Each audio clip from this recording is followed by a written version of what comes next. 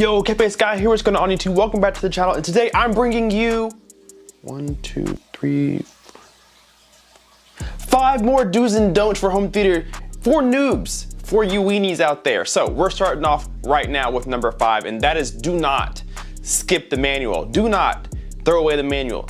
Read the manual. Do read the manual. Whenever you get a new product, especially when it comes to the new advanced receivers, TVs, whatever electronics you have in your home theater, it is super important to go in and read that manual. Not because we don't know what we're doing or how to build it or whatever the min stigma is, but there are a lot of features now that you may not know what they do, what they mean. I use AV receivers as a huge example because nowadays there are so many audio formats, there are a lot of video codecs now, there's a lot of features, a lot of software, and sometimes we may think we know what we're looking at and what we're reading, but maybe you're wrong. Maybe it's worth taking a look in the manual and seeing or maybe verifying what you think is correct, because a lot of times you may have an idea of what something is doing, but it may not be the case. So open the owner's manual and take a look at everything in there. You may find some hidden features that you didn't know. Maybe your receiver or your TV is acting kind of funny and you need to reset it but don't know how. Well, there's usually a button combination to reset a receiver or a setting in the TV to reset the TV,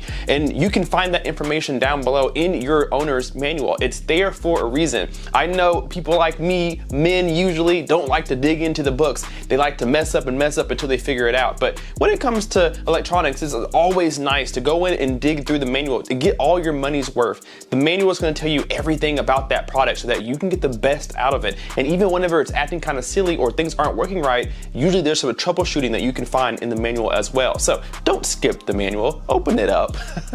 Coming in at number 4 is do not be afraid to buy refurbished or used products, especially when it comes to home theater. I myself love to go in and try to find a really good deal, and sometimes those good deals end up being a used or refurbished item. A lot of people are scared of refurbished items because they don't know what's wrong with it. Why is this a refurbished product in the beginning? Refurbished does not mean broken or once repaired. It could just mean an open box item. It could have been a demo at a store, something like that.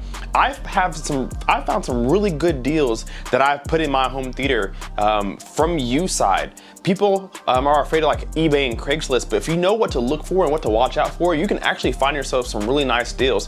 YouTubers often give away some of their old gear as they get new gear. And like me, for example, some of my gear that I have, I'm not gonna have it forever. And so instead of trying to sell it or anything, I reward you guys for being subscribers and I give it away to my subscribers. So it's a used product, but I take good care of it. So don't be afraid to buy a used product or refurbished product. You can save a lot of money on something you otherwise may have not been able to acquire because it costs so much. So don't be afraid to buy home theater speakers or buy a TV or buy a receiver that's been used before. You may find yourself in a really good deal.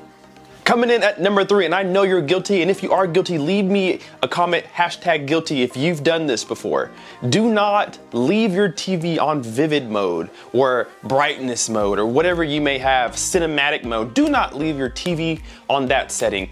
Then usually it's the brightest setting. Usually it's the most bluish setting. It's not correct. You don't want to have your TV on vivid mode or what they use at the store demo. You don't want to leave your TV on that because it's more than likely not going to make sense in your home environment.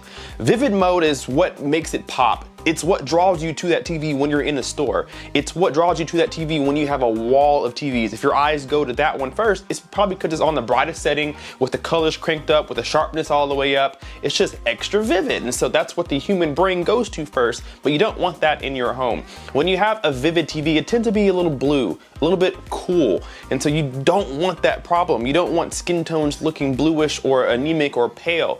You want them to have a little bit of life, have some texture. Usually vivid mode also cranks the contrast, so your whites are a little bit white, are too bright, your blacks are crushed, so you want to get off of vivid mode. I personally recommend going and finding a calibration setting for you. There are calibrators out there you can use. There's DVDs, there's even some YouTube videos aren't too bad. You can get professional questions answered by the the manufacturer. So there's people out there who can help you. There's other YouTubers who've done reviews, and our Ratings does things. Ratings.com is a good place to go. HD TV Test is obviously a great place to be. So there's a lot of people who can help you get your TV to look as good as it can, even without having them come to your home. But for God's sake, get it off of vivid mode. What is this? This is like number 2 now? Are we at number 2? Coming in at number 2 is do not buy speakers without looking at their impedance, looking at their ohms. What is impedance? Impedance is that number that you see in the specifications. It says 8 ohms, 6 ohms, 4 ohms, whatever the case is. Ohms is impedance, and you have to match impedance with your products. So for example, if I have a 6 ohm speaker but my receiver can only handle 8 ohms, you are running the potential of damaging your receiver. If you have an amplifier that's rated down to 4 ohms, then you're good to pair anything 4 ohms or higher.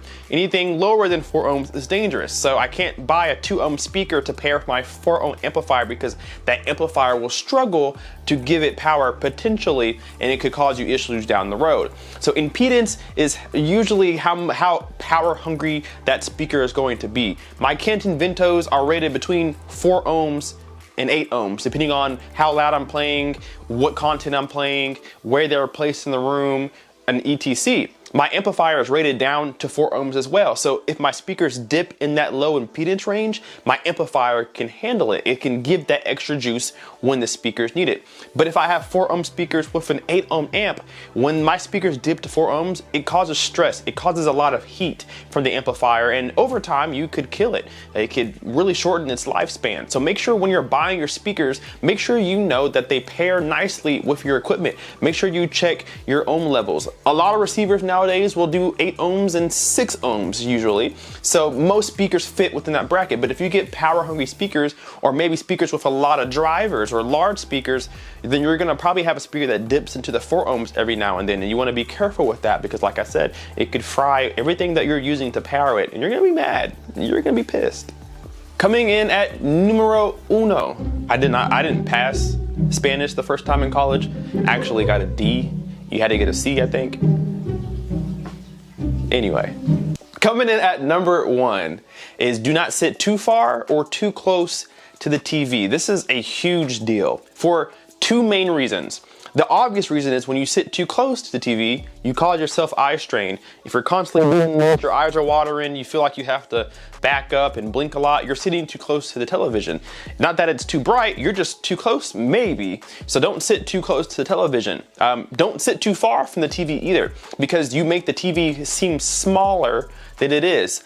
Behind me is my 100-inch projector screen. And so I sit, I don't know, maybe 11 or 12 feet from my projector screen. So I'm pretty immersed. But if I was to back myself up too far, that 100 inches becomes pretty small because I'm getting farther and farther away. And the smaller it is, the less immersion you feel when you're watching your movies and watching your television.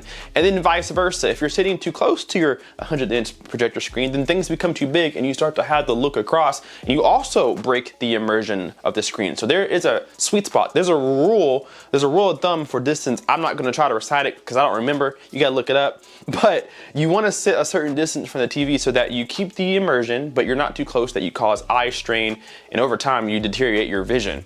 So make sure you're not sitting too close or too far. And to speak on that, just make sure you get the right size TV in the room in general. You want to measure where you plan to be sitting and how far the TV is going to be so that you can decide what TV size to get. Don't get an 80-inch TV if you're going to be sitting 5 feet away, because you're going to cause yourself some eye strain and you're going to lose your vision over time, and you're going to have neck problems having to look up across the screen like you're sitting in the movie theater on the very first row, and so you're like this the whole time trying to watch the show. It's not fun. So you don't want to have that problem in your home either. And then vice versa. Don't sit too far because everything is going to seem so small in this small box, and it takes away from the immersion. All right, guys, so that's going to do it for 5 do's and don'ts for home theater for the noobs out there. What I need you guys to do is go down below in the comment section and tell me some of your do's and don'ts that I haven't mentioned. Also, if you haven't seen the first 3 parts of this series, go back and watch those other do's and don'ts, because there's been some pretty nice tips in the comment section on those videos that could help you if you need it. Hit that like button, subscribe if you are not already, and we will see you in the next video. K-Base Guy out. Peace.